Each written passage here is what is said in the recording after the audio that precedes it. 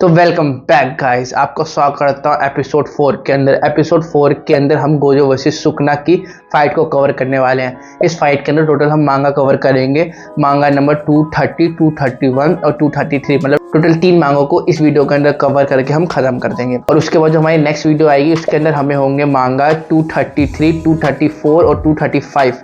ये 3 मांगा कवर होंगे जिसके अंदर हम एपिसोड 5 के अंदर सारा खत्म कर देंगे। बाकी मुझे ये सब शूट करने में बहुत मजा आ रहा है और आपको देखने में मजा आ रहा होगा। अभी कुछ रूमर्स निकल के आ रहे हैं कि Gojo is no more in chapter manga 236। तो क्या ये बात सच है? तो मतलब बहुत सारी पॉसिबिलिटी निकल के आ रही है कि हाँ, ये स्ट्रॉन्ग सोर्सेज से निकल के आ रहे हैं कि सुकना ने उसको बीच से फाड़ दिया, तो ये पॉसिबिलिटी होगी कि वो जिंदा नहीं हो। सबसे ज्यादा जो मेन रीजन है जिसकी वजह से ये थ्योरी कंफर्म हो जाती है, या जो स्पॉइलर है लीक से कंफर्म हो जाते हैं, उसका रीजन ये है वो 1-2 पेज लीक नहीं हुआ, कम से कम 3 से 4 पेज लीक हुआ है, जिसमें हमें देखने को मिल रहा है जब गोजो मरने वाला था उससे पहले वो पास्ट में जाते हैं, जहाँ पे उसने अपनी जो भी मेमोरी गेटो के साथ वो सारी उसको 2 मिनट के अंदर सारी वो उसके आंखों के सामने आ जाती है।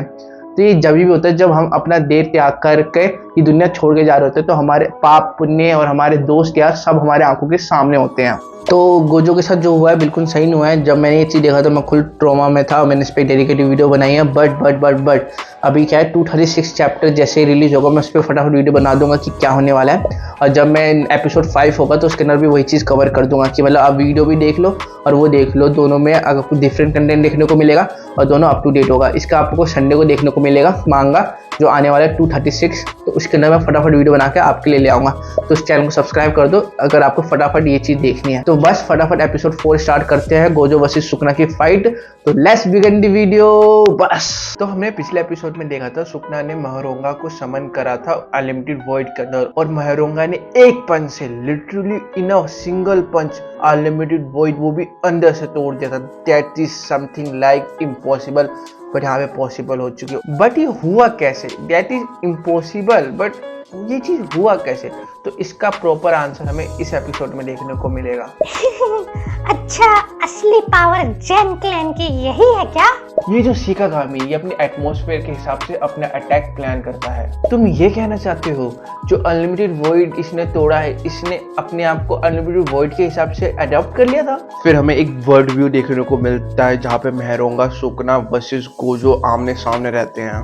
गोजो सतारो महरोंगा की एबिलिटी से फेमिलियर है। सुकना जब यूरुजू से फाइट कर रहा था तब सुकना ने महरोंगा की एब्रोटेशन एबिलिटी को यूज करा था काउंटर करने के लिए कंसंट्रेशन टेक्निक। अभी तक दोनों ने एक दूसरे का जो डोमेन एक्सपेंशन कैंसिल आउट करा है 5 बार। जब गोजो सटारो डोमेन बनाता है तो उसकी टेक्निक अपनी सीमित रहती है डोमेन के अंदर तक, और अगर उधर ही बात करें सुकना की तो सुकना भी डोमेन के अंदर किसी को भी टारगेट कर सकता है। यस, इट्स मीन हमारे सुकना के पास थोड़े से ज्यादा एज है। सुकना टोटल 5 बार अनलिमिटेड वॉइड में फंसा था, और इतना ही टाइम काफी है महरोंगा को अडॉप्ट करने के लिए अनलिमिटेड वॉइड के अंदर। और लास्ट में जो बैरियर को चकनाचूर कर दिया था वो और कोई नहीं महरोंगा था। वो फेमिलियर हो गया था 0.01 सेकंड के अंदर अनलिमिटेड वॉइड के अंदर। ये इम्पॉसिबल है। इससे सिर्फ सिनेरियो चेंज नहीं हुआ, इससे पूरी गेम ही चेंज हो गई, जहाँ पे सुकना ने महरोंगा को समन करा है इतने सारे अटैक झेलने के बाद।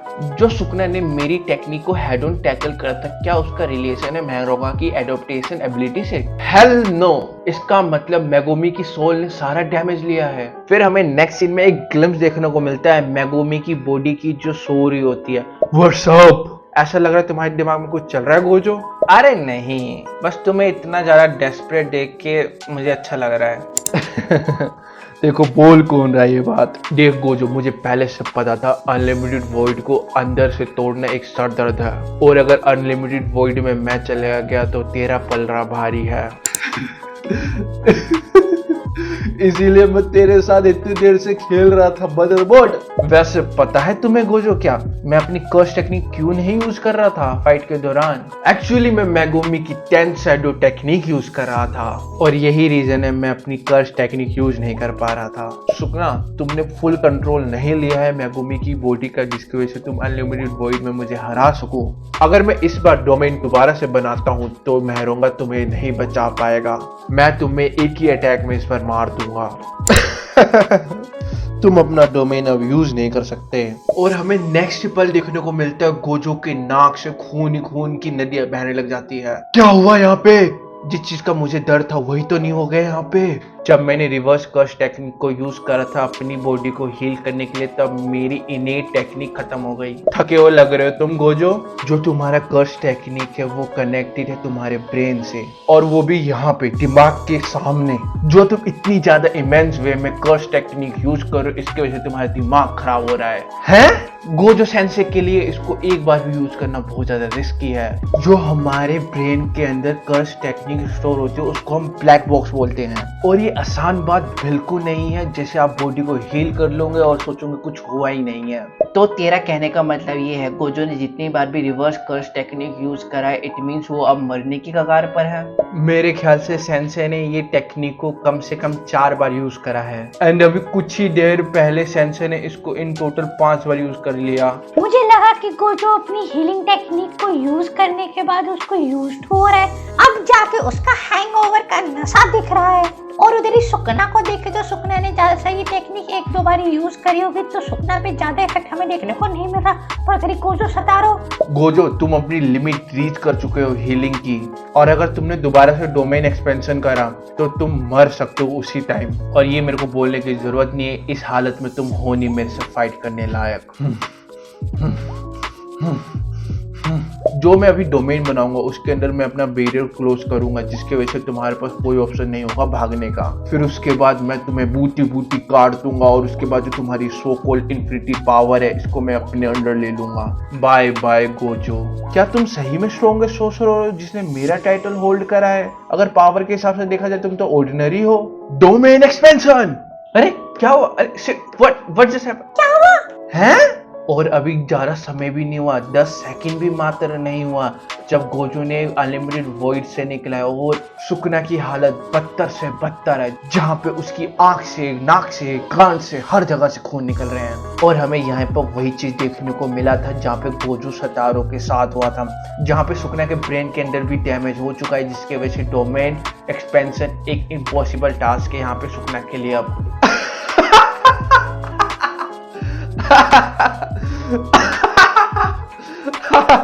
ये देख के लग रहा है कि तुम्हारी भी हालत ठीक नहीं है सुकना। सुकना तुम्हारा मजाक बनते हुए मेरे स्टूडेंट देख रहे हैं। मैं अपनी लिमिट को क्रॉस करूंगा और तुम्हें दिखा दूंगा। जब दोनों की हालत एक जैसी है तो अब राउंड 2 शुरू करते हैं हम। अच्छा मुझे कोई ये बताओ, गोजो से किस किसने पंच खाया है? एक्चुअली मैंने गोजो को ट्राई करा था पंच मारने की, बट उसको मैं छू भी नहीं पाया था। सब लोग चाहते तो है गोजो को मारने का, बट गोजो को छू नहीं पाता उसकी लिमिटलेस टेक्निक की वजह से। मेरा भी यही रीजन है। फिर हमें एक बैक इफेक्ट देखने को मिलता है जब वो अपनी कर्स एनर्जी अपने हाथों के आसपास रखता है। फिर उसके बाद हमें एक और चीज देखने को मिलता है, जो उसकी ब्लू टेक्निक होती है, उसके जो सराउंडिंग जो स्पेस होता है, जो बैरियर होता है, उसको धीरे धीरे अब्सॉर्ब करने लग जाती है। अरे ये तो बहुत खराब चीज है। क्या इससे दर्द का एहसास होता है? इससे ज्यादा दर्द तो नहीं होता, बट उल्टी का एहसास हो जाता है। हाँ मुझे याद है, नानामी ने भी कुछ इसी टाइप का बोला था। मेरा कहने का ये तात्पर्य है, अगर आपको कभी भी सोर्सरर बनना है तो कभी भी आप गोजो को अपने आप से कंपैरिजन मत करना, because Gojo in different league. और उस बंदे ने ये भी बोला था कि जो मैं नहीं कर सकता, जो मेरे लिए पहली बार में भी मुश्किल है करना, गोजो ये बचपन में करके बैठ चुका था। और अगर इसको आसान भाषा में बोला जाए तो कोई भी गोजो के साथ कीप अप नहीं कर सकता। मेरा कहने का मतलब ये है, मुझे समझ नहीं आ रहा गोजो यहाँ पे क्या कर रहा है और कौन सी टेक्निक यूज करने वाला है। फिर उसके बाद हमें एक सीन देखने को मिलता है जहाँ पे गोजो का हाथ सुकना के फेस पर, और सुकना का फेस सारे दीवारों पर इतनी गंदी तरह से जो गोजो सुकना की मार रहा है। लिटरली कोई दुश्मन के साथ भी ऐसा ना करे जो गोजो सुकना के साथ कर रहा है। फिर अगले पल गोजो सुकना को डे मारता है बिल्डिंग के अंदर, और उसके आगे पीछे दीवार बना देता है। फिर नेक्स्ट पल सुकना भाग भाग के आता है गोजो को मारने के लिए, पर गोजो भी डिफेंस के लिए खड़ा था। फिर इन दोनों की एपिक फाइट देखने को मिलती है जहाँ पे सुकना चाहता था गोजो को डैमेज करना, पर गोजो के पास इधर भी स्टिल एज है। फिर हमें नेक्स्ट पल देखने को मिलता है एक गोजो मल्टीपल गोजो में कन्वर्ट हो चुका है। कैसे? सारे गोजो जाते एक एक करके सुकना पे अपना पंच डालने, और फिर सुकना बोलता है मैंने तुम्हें पकड़ लिया है। फिर इसके बाद हमें देखने को मिलता है टेबल पूरी पलट जाती है, जहाँ पे पहले गोजो हावी हो रहा था सुकना पे, अब सुकना का एक पंच से लिटरली गोजो इतना दूर गिरता है।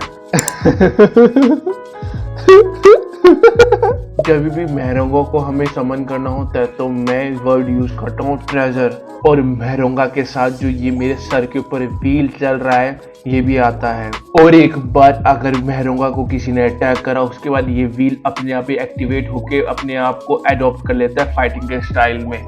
वेट, उसका व्हील घूम रहा है, इसका मतलब वो अब यूज टू हो रहा है इस फाइट का। जब सुकना ने मुझे डोमेन इम्प्लीफिकेशन के बाद छूने की कोशिश करी थी तब उसका ये व्हील काला पड़ गया था। तो इसका मतलब ये है कि ये किसी भी प्रोसेस के अंदर इंटरफेयर कर सकता है। तो इसका मतलब ये भी है कि ये डोमेन अब नहीं बना सकता, सिर्फ और सिर्फ ये एम्प्लीफिकेशन यूज कर सकता है।